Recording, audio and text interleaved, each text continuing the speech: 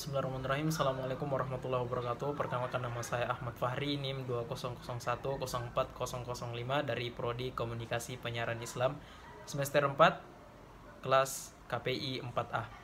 Baik, untuk video kali ini saya akan menjelaskan tentang bagaimana kemudian fenomena dakwah dan juga budaya di masa kini. Langsung saja, sejak zaman Rasulullah SAW, dakwah sudah diterapkan. Mulai dari Rasulullah SAW sendiri, kemudian disampaikan kepada umat dan sahabatnya, kemudian sampai terbentuknya para ulama di berbagai belahan dunia. Dari masa ke masa, penyampaian dakwah dulu hingga sekarang sudah melewati berbagai zaman.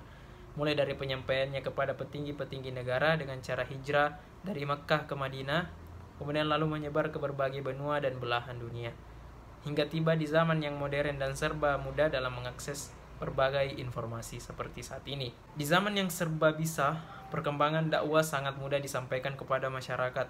Begitu juga dengan orang-orang yang mudah mengakses informasi dari mana saja. Lalu bagaimana kemudian fenomena dakwah yang ada di masa kini? Perkembangan dakwah kini juga harus bisa mengikuti seiring berkembangnya ilmu pengetahuan dan teknologi yang berkembang di masyarakat. Karena dengan cara ini akan banyak orang yang mudah mendengarkan dakwah. Lalu apa yang terjadi dalam perkembangan dakwah di masa kini? Dalam fenomena dakwah, para ulama juga harus kreatif dalam mengembangkan memanfaatkan teknologi sebagai sarana dakwah. Sekarang banyak sekali ulama-ulama yang menyebarkan dakwah dengan membuat konten semenarik mungkin. Terkadang ada yang menyelipkan hal-hal yang kemudian bisa membuat pendengar tertawa agar pendengar tidak merasa bosan atau monoton. Kemudian karena dakwah yang sudah dimodernisasi dengan kecanggihannya teknologi seperti sekarang dan berkembangnya ilmu pengetahuan, maka tidak sedikit orang bisa menyampaikan dakwah dengan mudah. Bahkan banyak orang yang mengaku sebagai seorang ulama dengan modal public speaking lalu menyebarkan ilmu tanpa memiliki seluk-beluk keilmuan yang tinggi atau thiqah, dan itu kemudian disampaikan kepada audiens. Hanya bermodal sedikit ilmu dan pandai mengolah kata demi kata, mengejar popularitas dunia, maka berbagai cara akan dilakukan. Itu tanpa memikirkan dan dampak pada masyarakat maupun hasil akhir yang kemudian didapat. Khususnya ketika dihadapkan oleh realita globalisasi saat ini, dan juga seiring berkembangnya keilmuan beserta sains, apalagi perkembangan politik.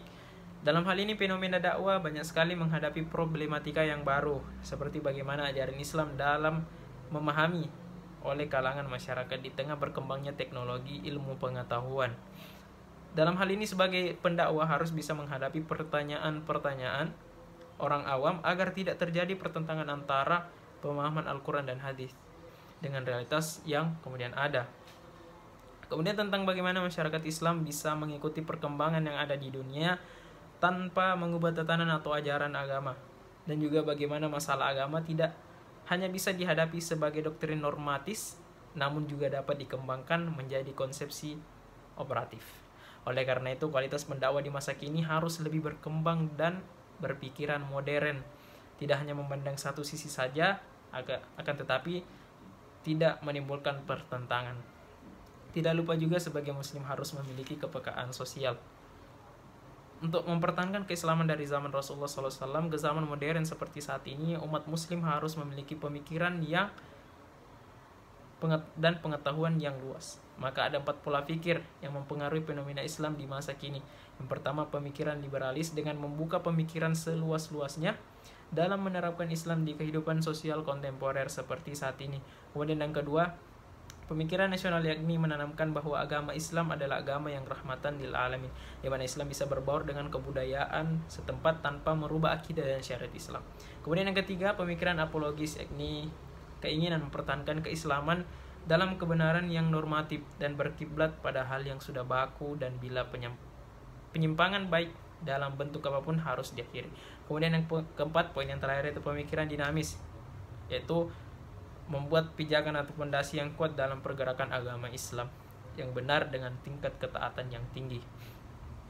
Karena banyak sekali orang di luar sana yang menyalahgunakan agama dengan memperalat para pemuda-pemudi Islam yang sedang belajar pendalaman Islam.